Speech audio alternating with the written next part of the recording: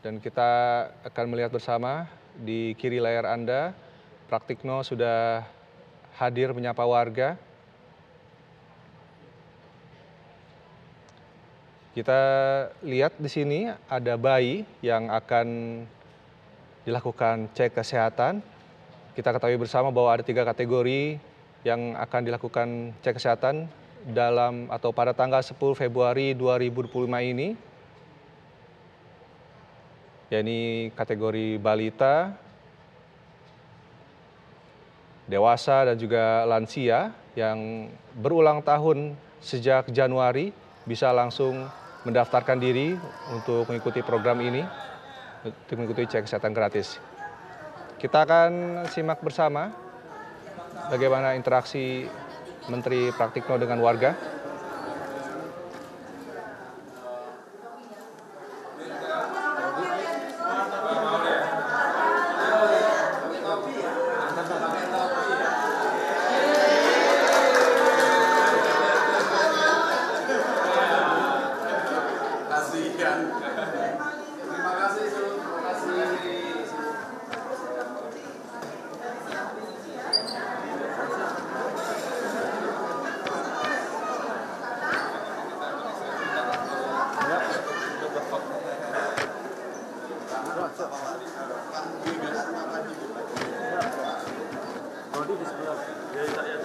Pak Menteri gimana Pak Menteri?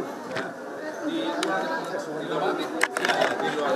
luar ya, bagus nanti.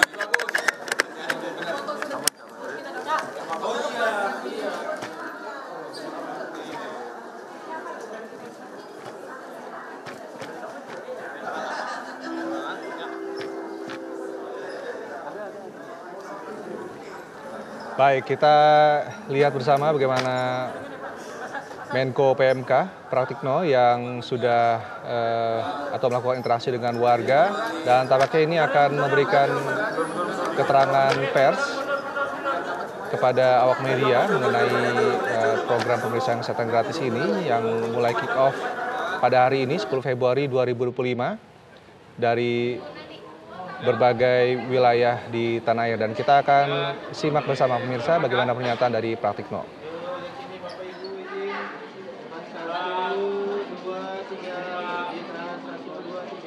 Boleh gaya sehat Pak? Yuk, gaya sehat dulu mana Pak? Ini Pak, gaya sehat dulu Pak. Yuk, sehat. Satu sehat, semua sehat.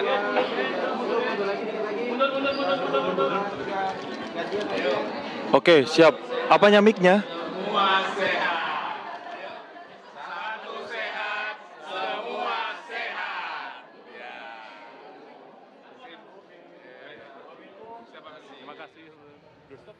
Baik, tampaknya Menko PMK Praktikno masih melakukan sesi foto bersama untuk memantau jalannya program pemeriksaan kesehatan gratis di Surabaya, Jawa Timur.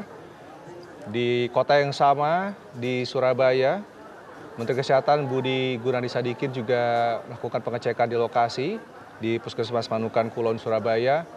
Ini di lokasi puskesmas yang berbeda di Surabaya, Jawa Timur. Menteri atau Menko PMK Praktikno hadir untuk melihat bagaimana jalannya program pemeriksaan kesehatan gratis ini dimulai.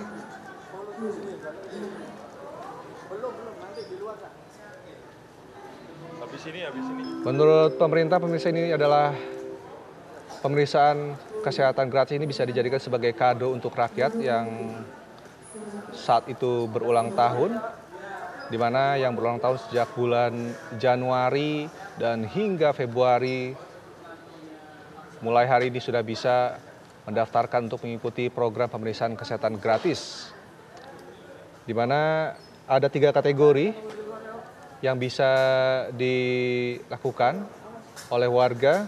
Ini kategori bayi, kategori dewasa, dan juga kategori lansia. Sambil kita melihat bagaimana kondisi di lapangan, kita akan kembali berbincang dengan Dr. Susi. Dr. Susi, kita melihat bersama ya bagaimana para menteri ini sedang melihat program kesehatan gratis ini berjalan di masyarakat. Namun mungkin Anda bisa memberi sedikit catatan sendiri bagaimana program kesehatan gratis ini, pemeriksaan kesehatan gratis ini bisa sukses untuk kedepannya? Apa catatan Anda yang harus dilakukan oleh pemerintah, Dr. Susi? Baik, tentunya yang menentukan keberhasilan juga kontinuitas ya. Kontinuitas. Kontinuitas. Jadi harapannya tidak hanya di tahun 2025 ini saja, tetapi untuk tahun-tahun berikutnya juga terlaksana. Dan metode pemeriksaannya pun kalau bisa lebih ditingkatkan lagi level screeningnya gitu. Jadi lebih bisa kemampuan deteksi melalui screening lebih bisa lebih tinggi daripada yang diterapkan dengan cara kuesioner gitu. Dan yang tentunya juga adalah promosi kepada masyarakat supaya masyarakat ingat gitu untuk mau diperiksakan kesehatannya pada saat setiap kali dia ulang tahun setiap tahunnya. Nah, tadi kita ketahui bahwa per hari itu ada 30 warga yang akan dilakukan tes kesehatan di tiap-tiap puskesmas. Jumlah ini menurut Anda apakah bisa dikejar dalam waktu 1 hari atau mungkin ada evaluasi dalam jumlah ini, dokter? Baik, saya pikir dengan metode pemeriksaan yang dilakukan pada cek kesehatan gratis ini cukup waktunya bagi tenaga kesehatan untuk melayani 30 pasien sehari. Untuk pemeriksaan itu sebagian besar kuesioner itu sudah diisi sebelum pasien sampai di fasilitas kesehatan. Berarti asalnya sudah diisi terlebih dahulu ya, sebelum seharusnya datang. Sudah diisi. Mungkin karena ini hari pertama banyak yang belum mengisi, baru mengisi di tempat gitu. Jadi banyak waktu yang bisa dihemat. Dan pemeriksaan yang screening sederhana tadi itu tidak butuh waktu banyak. Yang saya pikir akan butuh waktu banyak adalah pada fase edukasi setelah pemeriksaan. Setelah mendapatkan hasil pemeriksaan itu, kemudian terdeteksi memiliki penyakit apa atau faktor risiko apa, itu edukasi harus mendalam, harus kena ke pasiennya bahwa dia berisiko loh. Nah, itu memang butuh waktu lama. Tapi perkiraan saya 30 pasien sehari itu cukuplah bagi nakesnya untuk melakukan semua pemeriksaan tadi dan sampai untuk memberikan edukasi yang sesuai atau yang cukup untuk pasien. Baik, tapi jika kita melihat bagaimana kondisi real saat ini di puskesmas-puskesmas di baik itu di Jakarta, daerah saya mungkin tidak merata bagaimana fasilitasnya. Tapi apakah perlu juga ada peningkatan, Dok, dalam hal fasilitas puskesmas maupun itu juga dokter dan juga perawat di puskesmas? Baik. Kalau untuk fasilitas, kebetulan yang dilakukan pada cek kesehatan gratis sekarang ini memang sederhana dan saya pikir sudah tersedia di seluruh puskesmas di seluruh Indonesia untuk metode yang sekarang yang digunakan. Tetapi memang ketika pasiennya ternyata terdeteksi punya penyakit tertentu yang butuh pemeriksaan lanjutan, mungkin tidak semua tidak semua fasilitas kesehatan atau puskesmas itu memiliki alat diagnostik yang cukup untuk mendiagnosis penyakitnya. Nah, kalau untuk screening, sebenarnya screening kesehatan itu harus mampu dilakukan oleh dokter umum. Jadi tidak harus dokter spesialis. Dan memang seperti kita ketahui ya bahwa tidak semua puskesmas di Indonesia ada dokter. Baik, Dok. Kita akan simak terlebih dahulu ya bagaimana keterangan dari Menteri Kesehatan Budi Gunadi Sadikin.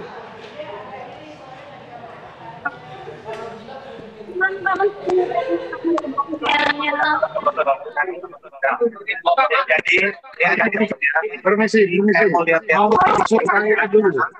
Mau masih di klaster 2. Permisi. Mau masih di klaster 2. Permisi.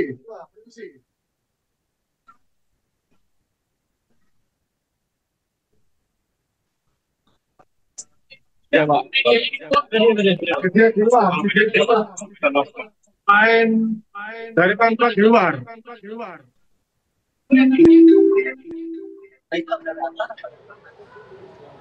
Baik, kita sudah melihat bersama Menteri Kesehatan Budi Gunadi Sadikin yang masih melakukan pemantauan di Puskesmas Manukan Kulon di Surabaya, Jawa Timur.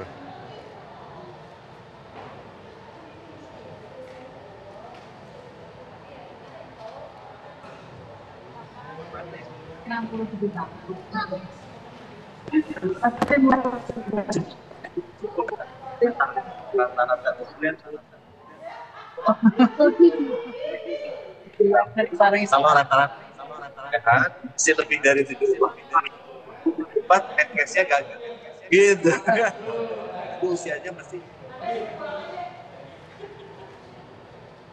itu yang nomor 6 sudah 7 dari 4 anak semuanya udah punya cucu Yang paling tua jujur boleh. Yang paling tua sekarang SMP kelas 3. SMP kelas 3. Didampingi oleh Bapak Dirjen Pelayanan Kesehatan, Pak Azhar Jaya dari Kementerian Kesehatan, Ibu Rita Laura, Kepala Komunikasi Kementerian Kesehatan.